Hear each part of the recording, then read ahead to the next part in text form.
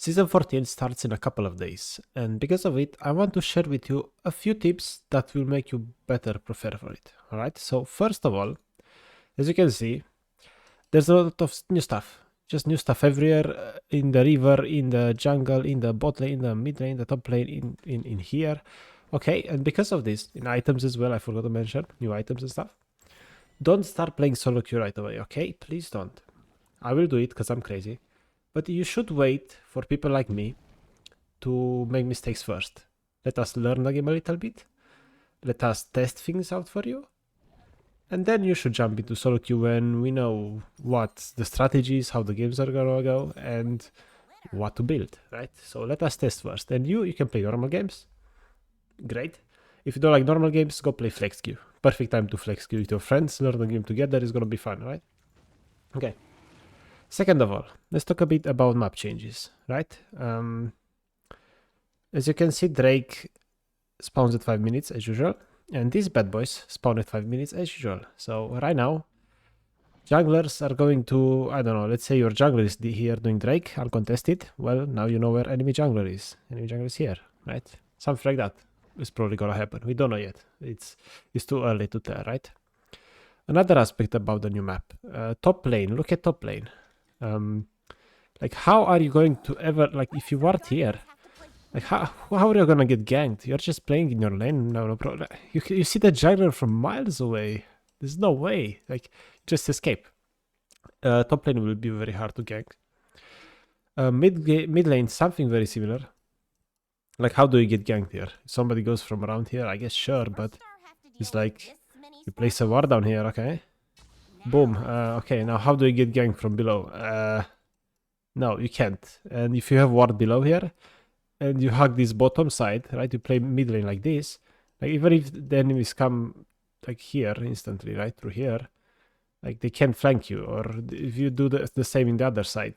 If you hug this wall and have vision here, how do enemies gank you from here? Like, they can't. You're close to your turret already, right? Or you can just escape through here. So mid and top really hard to gank. You know what's easy to gank though? Bot lane. Bot lane is now weird. It's symmetrical, you see? This is normal. We are used to this wall being like this, the tribush and everything. This is fine. But we are not used to seeing a tribush here, like here. We are used to having a wall, but now it's different. And so on bot lane, it's way easier to get ganked, right? So let's say you're level 2, you're blue side, you're level 2 right now, okay? And by the way, blue side, red side doesn't matter anymore on bot lane. That's the biggest thing. Because ganks are now symmetrical. It's as easy to gank red side as it is to gank blue side now. It's perfect. So let's say you are pushing level 2, right? Well, where do you ward? Okay, this is another tip I have for you. Where do you ward? How do you avoid ganks? Well, you kind of need one there, right? For sure. Because if enemy jungle ganks you from here, you want to see this, right? But then it's like, if enemies are smart, they gank through here, right? They go through here, and then they go like this, boom. And, you know, they gank, because you have no vision. So, of course, you're going to need a ward maybe here too, or maybe a bit deeper, like here. Who knows? Right? 2 wards. One in tribush, one in the river here. To avoid any potential ganks from junglers. Unless, of course, you know, they just go completely around and they gank like this. So, you know, there's so many paths junglers can gank you that it's crazy. They can gank you like crazy. Junglers are going to be bought way more often than last season. So as an ADC, as a support, you need to be way more careful. You need to play safer. Because otherwise you're just gonna get screwed over by ganks all the time. Because this is kind of the only lane you can gank easily, right? Especially if you play in mobile ADCs. Another thing about bot lane being so easy to gank is the fact that a mistake I see people make, a lot of ADCs make, and supports too. When you're fighting in lane, right? Your trinket now is way more powerful. Because you need to ward so often. Because otherwise you just get ganked, right? If you don't have vision, you're dead. And I don't want to see people warding here anymore. I hate when we are playing the lane is even support wards here. Or I see in replays other ADCs, they ward here. Your ward has like 3-minute cooldown in the early game.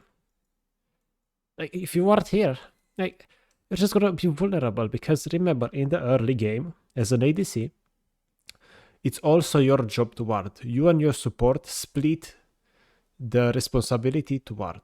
So if you're warding here, you're not doing your job of warding the river like you're supposed to. Because if you don't ward the river, you're gonna get ganked. You're super vulnerable. So please, ADC players, before level 9, it's your job to ward as well. You have to ward with your trinket. You don't need to buy control wards, just ward with your trinket, right? If anything, your support buys control ward in the tribush. You ward here, your support wards there. Boom, you are gank proof. Perfect, right? But if you waste your ward here, now you can't ward here. So you might just get ganked and you can do much about it, okay? Remember that. It's super, super important. Another thing. Probably the last thing, because, you know, map changes are cool, but, you know, it's kind of similar. Not much change, really. It's fine. More action bot, maybe, but we need to talk about items a little bit, right? Items are super important. Items got changed, and luckily for ADCs, right, it's not that big of a difference. Items are kind of similar. There are some differences, though. We need to talk about them, and I won't talk about other lanes because I don't know what I'm doing. I don't know what I'm talking about when I talk about other lanes. If I look at Magis, I don't know, there's new stuff here. I don't know what that is. What is that? I have no idea. I'm not going to talk about that. You don't care about this. So I'm going to talk about ADCs. Crit ADCs, on hit ADCs, lethality ADCs. Lethality got a bit better, I think, for ADCs. And caster ADCs like Ezreal, for example, right? First of all, it doesn't matter what ADC you play. You are required to start Doran Blade in a potion. I don't care what ADC you are playing. You have to start this. Doran Blade is super, super good. Way better than a longsword. And even if you feel like you want to start a longsword and 3 potions, I mean, you're just wasting so much value out of this. And I understand that some people really want those 3 potions because they get poked a lot in lane, maybe. Okay, get biscuits in runes, okay? Do that. It's better, okay? My opinion, of course, I might be wrong, but it's my opinion. From my experience, Doran Blade is just overpowered. It's like 700 something, 730 gold value. It's insane, okay? Anyway. After you go level 1, you go in lane, you lane for a bit, boom. Okay, what do we start? So, if you're a crit AD carry, in my opinion, you have to start non-quiver. Non-quiver is the single best laning phase item, because it gives you attack speed, it gives you attack damage, and bonus attack to minions. So you can farm better, you can push fast. It's so good. It's such good value on this item. It's annoying not to buy this, right? And you're lucky because if you're playing crit ADC, you have great options, 4 good options from non-quiver as first item, right? Most ADCs go Kraken, okay? Most ADCs, because it's just, Kraken is just amazing, right? It's great. Now, Stormblade is another good option. This patch is a bit more expensive, right? Gives more AD though. This is for when you really need some movement speed, because they either are wrong range, you either need to kite them, or you just need a ton of burst damage, upfront damage. Maybe you go Storm Razor, right? So these 2 options, first of all, great on any ADC, that's great. Then you have something more specific, like Static Shiv, you know? Maybe Zeri wants Static Shiv, Vayne wants Static Shiv, because they want better wave clear. Cool, do this. It has great stats, 50 AD, 30 attack speed. That's insane, way better than both of these. It's just great stats, okay? And last, Experimental Hexblade. This one is, when I'm saying, you know, I said it's good for crit ADCs. Well, kinda, but it's like, I think this will be good on something like Ashe, maybe. Something like Twitch, especially. Twitch comes out of stealth. He ults. He gets Jinx passive. Attack speed and bonus movement speed, right? So something with a ton of burst damage, upfront damage, like Twitch, yeah, this item is gonna be really good on them. But for most crit ADCs, again, Kraken, Stormrazor, perfect. Now, if you're on hit ADC, right, like Varus, Vayne, you know, something like that. Maybe something else, I don't know.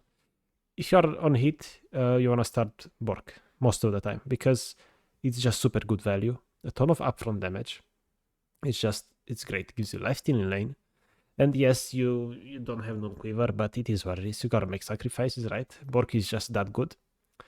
And let's talk about this new item now. This is an on-hit item, right? If you play on hit, you're like, wait, new item, why don't I start this? Well, Terminus, you gotta, the way I see Terminus, and I hope you see it as well this way, is basically an LDR for on hit.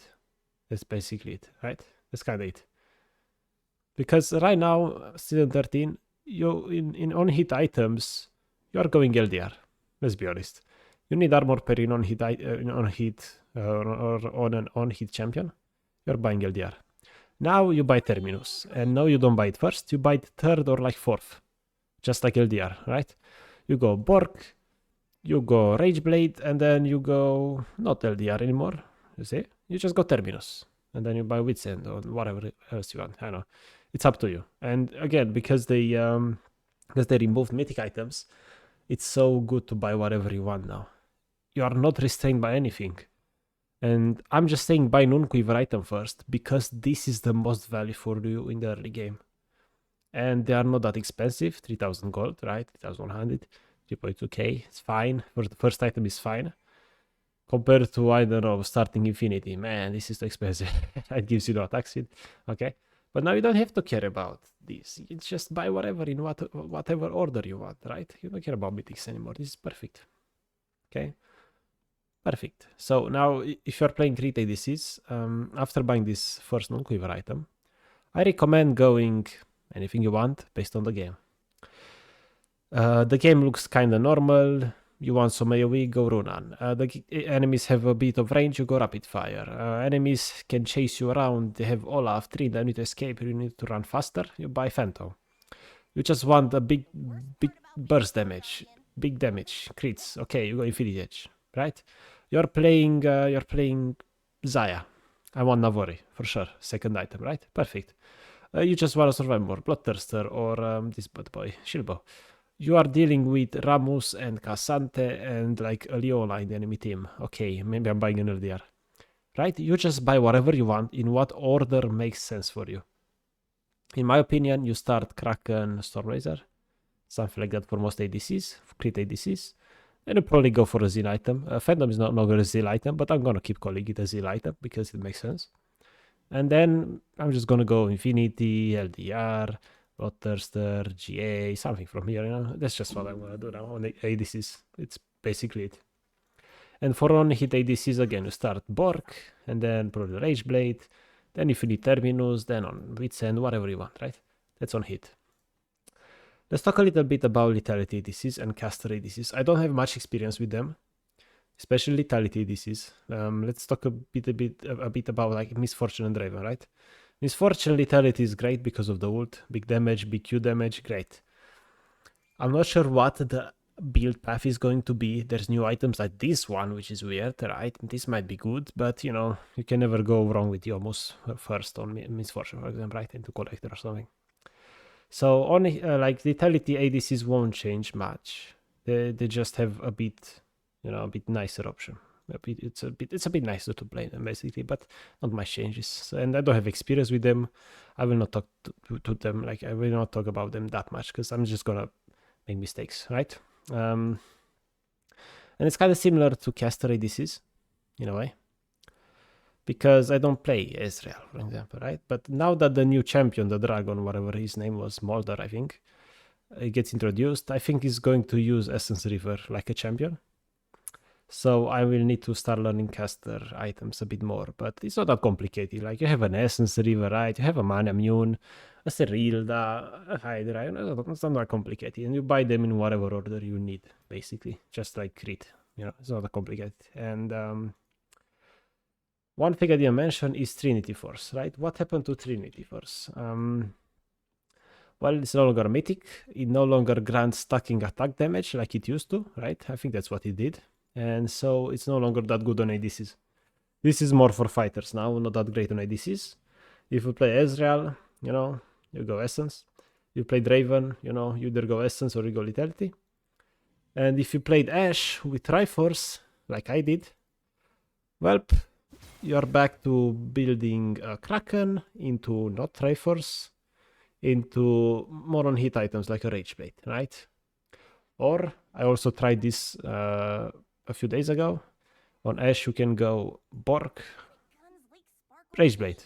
On Ashe you can go Kraken, Zeal item, Infinity Edge, Like, nobody's stopping you from doing it.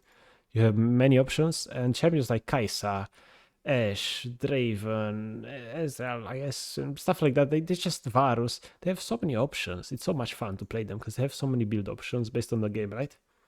But personally, I'm going to stick to playing my crit ADCs, especially Jinx.